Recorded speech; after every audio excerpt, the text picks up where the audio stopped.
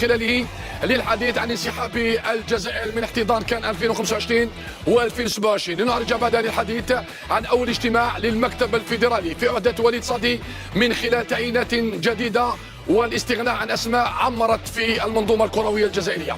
الحديث عن التحاق قويري بكتيبة الخضر، والحديث عن عدلي وعديد اللاعبين. كما سنتوقف الحديث عن المديرية الفنية في عهدة وليد صادي. هل سيكون تغيير شامل أم سيكون هنالك استنجاد بأسماء وإطارات وكفاءة جزائرية؟ كما سنعالج الحديث عن الجولة الثالثة للرابطة المحترفة الأولى لكرة القدم التي عرفت اليوم إجراء 3 مباريات، والجولة الأولى للقسم الثاني هو مجموعة الشرق، إضافة إلى مواضيع أخرى متفرقة ومتنوعة. للحديث عن كل هذا نبدأ بتقرير محمد أمين الفقير الذي عرج وتحدث في هذا التقرير حول انسحاب الجزائر من احتضان كان 2025 و2027 رغم أن الأمور حسمت كما قال يزيد وهيب منذ شهور عدة. هل ترى الانسحاب هو انسحاب متأخر؟ الانسحاب كان انسحاب فيه ذكاء واستراتيجية أم ترى عكس ذلك بكل صراحة؟ كمال راك طرحت سؤال خرج من نطاق كرة القدم. صحيت. الجواب أنا نتقنع نمد جواب صغير برك ما تدخلش نفسي في الشأن عالي عليا. صحيت. نقول باللي هذا الأمر هذا حسم في سبتمبر وأكتوبر 22. صحيت. مرت سنة. تأكدت على ذلك نذكر. معليش لا لكل ذي حق حقه يا زيد. تاكل ما بين الأولين اللي يتكلم والأول اللي يتكلم بأننا لن ننظم لا 2025 ولا 2027 حتى 2029. تفضل. شوف كمال، السنة هذه اللي مرت الجزائر دارت نظمت 2 دورات الشان والكان أقل من 17 سنة. واش شوية يحيز في نفسنا هو أنه هاد الأشخاص اللي نشوفوهم المسؤولين تاع لاكاف غير كي كانوا يجوا هنايا الناس كانوا أمنوا ولا كانوا يكذبوا على نفسهم. صحيت. أمنوا هاد الأشخاص لأن قول باللي الكوميتي اكزيكتيف تاع لاكاف ما كانش فير بلاي في هذه القضيه هذه، لان قبل ما دار لوفرتور تاع لا كونديداتور لا دوزيام بيان سور كان قرر باللي يمد تنظيم الدوره للمغرب. وقعد يلعب هذا السيد هذا موتسيبي قاعد يلعب يدور كي يجي لهنايا يرقد في الناس يقول لهم واش يحبوا يسمعوا، وهنا الناس ما تداركوش ما منوش يكذبوا يقولوا هذوك الناس متشائمين وهذوك ما مش وطنيين وهذو ضد الجزائر وما حبوش. دونك معلومات اللي خرجت اللي قلناها عادوا بلا ما قلنا احنا خرجت من المصدر تاعهم من الكاف من الكوميتي اكزيكتيف، لكن ما منوناش احنا باسكو سي دي زالجيريان. كون قالها لهم قوري في ان بلاطو كانوا يحلفوا بها يديروها قران استغفر الله، بصح قالوا هذه زالجيريان ما كاش منه خبر ما كاش منه. لذا انا نظن باللي كان من الاستحسن ان الجزائر الاتحاديه الجزائريه كره القدم تسحب تنحي الملف ترشح تاعها عندها 1 شهرين ولا 3 تحبس تما. اليوم دوك تقول لي القرار صائب ماشي صائب، انا نقول لك القرار هذا اخرنا فيه صائب لان الماتش كان ملعوب. بارك الله فيك. الماتش كان تلعب الامور حسمت. واش نتسناو حتى ينطقوا بالاسم؟ راهم على بالنا باللي يخيروا هذا السيد قبل ما زاد سماوه. بارك الله فيك. هكذا درك لازم هذه الدرس ناخذوا العبر منه، المسؤولين تاع الرياضه وخاصه كره القدم ياخذوا العبر من هذا الدرس هذايا. هذه منافسه سي اون ديزينياسيون تاع لو بي اورغانيزاتور، ولكن تقعد منافسه لا اقل ولا اكثر. صح. الاتحاديه لازم لها اليوم ترفع ما نقولش دعوه، ترفع اون انيشيتيف باش كل الاتحاديات الافريقيه طالب باش تكون نزاهه في الامور كما هادو. لان شوف كمال نحي هذا تعيين المغرب يقولوا الناس خلاص اليوم بان بلي محسومه من الاول، لكن تعيين 3 بلدان بعد تعيين السنغال كان مفاجاه بكل صراحه رغم قوه السنغال في دوري بالكاف. هو في الدستور تاع لاكاف القانون الاساسي كاين ماده 21 تنص بوضوح باللي المكتب التنفيذي تاع الكاف يعين البلد المنظم 6 سنوات قبل اجراء المنافسه. هو مد التنظيم تاع كاس افريقيا 36 نظن في 2027 مدها للكينيا لوغندا ولا تنزانيا في 27 معناتها على 4 سنوات. صحيت. وفي القانون تاعهم الاساسي ينص على 6 سنوات. صح. هنا اليوم هذا واش دار موتسيبي والجماعه تاعو سيتي ريميك تاع الفيلم اللي داروا عيسى حياته قبل ما غادر الكاف. عيسى حياته مد 3 كوب دافريك، مد الاولى لصاحبه تاع غينيا البرادروا تاعو كابيلي. صحيت. ومن بعد مدها السيد اللي كان تعادى معاه جاكالوما تاع كوت ديفوار كانوا 23 ينظمها في 24. ومد الاولى الكاميرون بلادو. عيسى حياته من 88 هو يرأس الكاف. عمرها لاكاف ما مدت تنظيم الدوره تاع الكان للكاميرون. روحوا حوسوا الاسباب. صحيت. اللي يقولوا الكاميرون قادرين على شقاهم ما يورغانيزوش لا كوب دافريك لان نظموها مرتين 72 خسروا في بلادهم لا كوب دافريك، ما لحقوش ما داوش لا كوب دافريك. ذاك العام 62 عبد القادر عويسي الله يرحمه حاكم دولي جزائري هو اللي شرف على النهائي. صحيت. وزادوا نظموها ومن بعد 50 سنه من بعد بسرعه يا زيد يروحوا يربحوا لا كوب دافريك برا هذوك لي كاميروني ماشي في بلادهم. حنا اليوم هذا واش دار موتسيبي او دار عاود خلط الاستراتيجي تاع عيسى حياته خير 3 بلدان. راك نورمالمون كامل دوك نكمل لك نورمالمون في لي ريغلومون تاعهم تاع الفوتبول كي لا فيفا كي لا كاف كي دير باش تخرج بلاد تفضل تنطق باسم واحد ما تقولش 2 و 3 بيي جيد سكسيسيفمون واحد برك وتسنى 4 سنين باش تزيد تنطق شكون يورغانيزي دون 6 ولا 8. كل هذا عمور مراد سلطي بكل صراحه اللجنه اللي جات اللجنه الالمانيه ويدي تيتي في الملعب وشوف الغازون مليح ولا ماشي مليح والامور اللي صارت بكل صراحه ماشي باللي ايضا مهزله تضاف لهذا الاتحاد الافريقي اللي بكل صراحه مازال يعمل في الظلام. وتكلم دقيقة شفت مراد على كل حال تكلم كل شيء يزيد نظن بلي يزيد وضح لنا يعني بشكل بارك الله فيك عطانا المدخل. حكى على الفيلم كامل كيفاش كان يخدم من قبل وكيفاش راح يتخدم من بعد.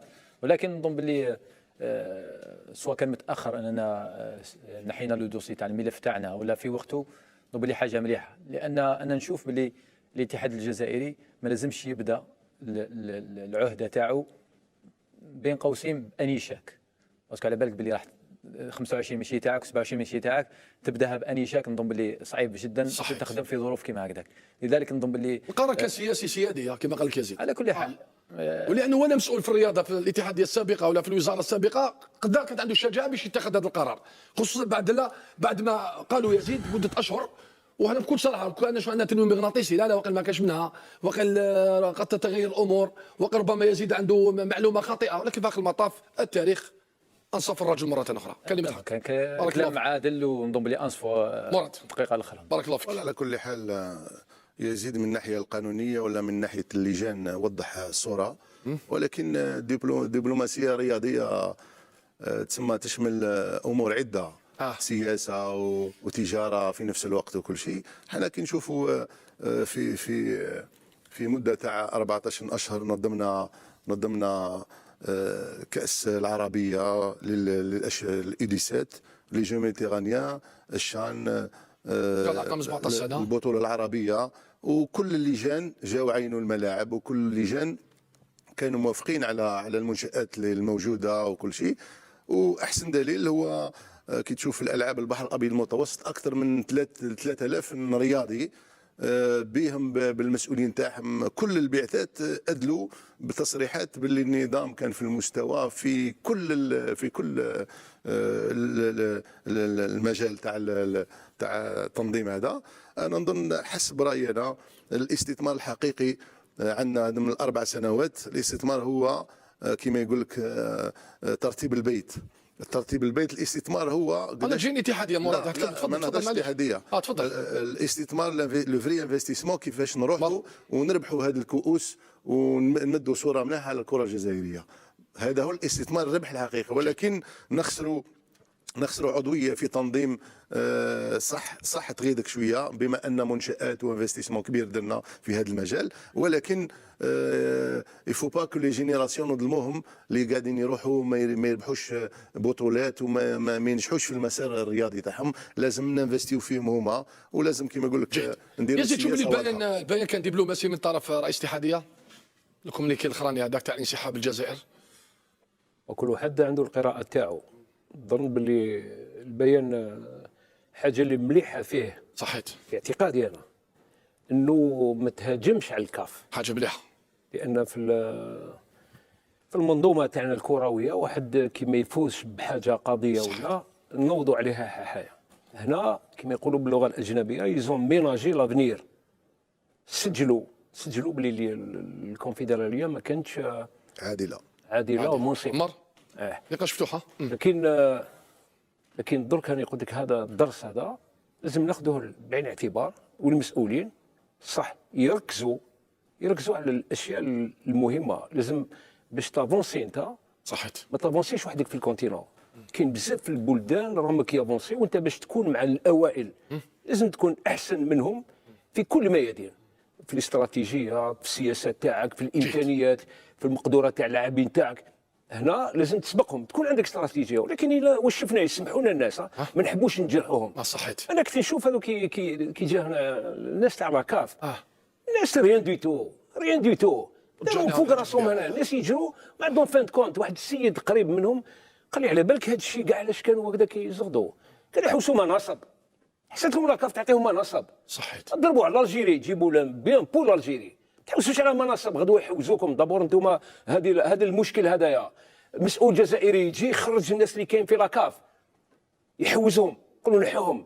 خلوا الجزائريين اللي عندهم الكفاءات كيدخلوا، نستفادوا منهم، خلوهم يدخلوا يتعاونوا. انت اللي يجي ينحي الميسا، قال نجيب الميسا تاعي. عمر اغلب المحللين وحتى رئيس الاتحاد السنغالي قال لك الصفعه ديال الجزائر ما تديش وما تحتضنش يعني نسخه من نسخات كاس افريقيا سواء 2025 او 2027 في بلاد المنشات. يعني دخلونا تنزانيا اوغندا اللي يستقبلوا خارج ميدانهم عندهم امكانيه خدمه الجزائر. سي با نورمال.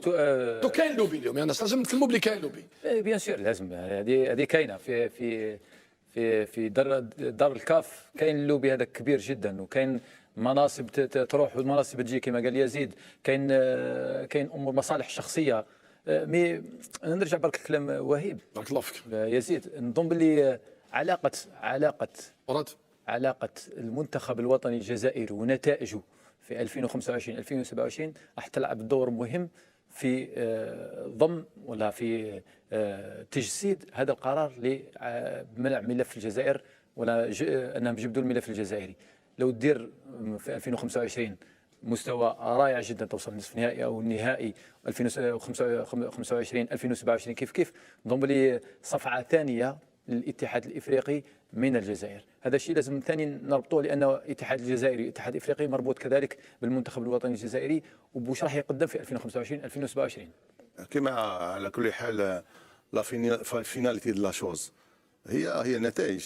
كي فريق الاول يدير نتيجه وحدهم اللجان في مختلف الفيدراليات سواء في تاع شمال افريقيا ولا في الكونفدراليه الافريقيه لكره القدم، ولا حتى في الكونفدراليه الدوليه لكره القدم فيفا، هم وحدهم ربي يجعل القبول باش يستدعيوا الناس اللي عندهم كفاءه في مختلف اللجان. بان البلد هذاك يدير في نتائج جيده ويربح كاس افريقيا والفرق الشبانيه كذلك وكل شيء، ويكون عندهم مخطط ويكون عندهم مشروع ويكون عندهم الرجل المناسب في المكان المناسب. ما ظنيتش احنا نسمعوا كل خطره نسمعوا اخوان صحفيين ولا زملاء محللين يقول لك احنا الكولسه نتكلموا على الكولسه بعين مش مليحه. الكولسه سلبيه. احنا يقول لك الكولسه باش نعرفوا لي كوليس، ممكن باش نعرف الاربيتر وكذا ما ندخلوش في امور اخرى. ولكن كي يعود عندك انت ممثلين في مختلف اللجان في افريقيا ولا في العالم ولا في البحر الابيض المتوسط ولا حتى في لو سيو كوميتي انترناسيونال اولمبيك، ما دام عندك عضو كي عنده المعلومه عنده السلطه وعنده البوفوار، عندك لانفورماسيون عندك البوفوار، تقدر دير مشروع، قادر تبني هذيك المعلومه. جيد دونك هنا ولاش يديروا هنا لي سيليل دو في تاع المراقبه باش يعود عندهم اسبقيه في المشروع. يزيد واحد مراد لازم قبل ما تخرج بين قوسين تخرج تحارب برا، لازم تسقم البيت تاعك. مشكل راه هنا، مشكل راه هنا ما عندناش تمثيل قوي في المنطقه تاعنا. لونا في لازون فيها 5 اتحاديات، 4 ممثلين في الاكزيكوتيف تاع لا كاف وتاع لا فيفا، والخامس ماهوش ممثل ني في لا كاف ني في لا فيفا. هكذا شكون هو الخامس؟ في الاتحاديه تاعنا. ركزوا هنا، بنيوا البيت صحيح هنا، بعد خرجوا روحوا جيبوا النتائج من برا. لازم يكون عندنا ممثل، عفوا المقاطعه، لازم يكون عندنا ممثلين في لاكاف باش نحتضنوا هذه التظاهرات. اليوم عندنا منشات، استقبلنا الافارقه احسن استقبال، درنا لهم كل شهاده افريقيا هذه، ولكن في اخر المطاف تبقى الجزائر الافارقه لا والله لا ادري، والله ما باش نشوف هذا البلد. في الجزائر تم تحرر البلدان الافريقيه، في الجزائر التي احتضنت كل البلدان الافريقيه، الجزائر نفس الديون كل البلدان الافريقيه اللي احتضنت كل الافارقه، لكن في اخر المطاف هاو استقبال تاع موتسيبي كيما نقول لك يزيد الناس تجارة مراه ويعطينا في الكلام المعسول وينوم فينا ويضحك بنا الغاشي ويتقعد بنا. ها موتسيبي في اخر المطاف ماذا فعل بنا وماذا فعل؟ على الحمد لله ان الجزائر سحبت الملف قبل الاعلان الرسمي على البلدان التي احتضنت الكان. يزيد دقيقه شفتوا عمار. وعلى كل حال باش فكرني يزيد نقطة جد مهمة حسب وجهة نظري. في بعض الأحيان نسمعوا محللين ولا قدامى لاعبين ولا صحفيين وكل شيء كي يتكلموا على اللجان ولا الاتحاد الإفريقي ولا الرئيس يدليوا بكلام شويه بديه وحتى يوصلوا بعض الاحيان شويه ما دامك تتكلم في قناه وطنيه وقناه جزائريه احترم الدبلوماسيه، احترم المناصب، احترم الناس، باسكو حتى هما عندهم تسجيلات والناس اللي توصل لهم الكلام، وخاصه في الوقت الحالي تتكلم دركا في 5 مينوت لو موند كامل يقدر يشوفك. دونك هنا لازم شويه يخموا باش يعطيو صوره جيده للمحلل الجزائري باش فوا نوصلوا نحكيو ونعرفوا الاتحاد الافريقي كيفاش يصير ونعرفوا الحكام ويمشي وكاين كلام. نقطه وسط لان الوقت يدهمنا مراد، توصل لهم هذه التقارير بكل صراحه، التصريحات الاعلاميه حول ما يقال عنهم بكل صراحه يزدوها من بكري من زمان من بكري بور لا صحت وقادرين يبنيو عليها.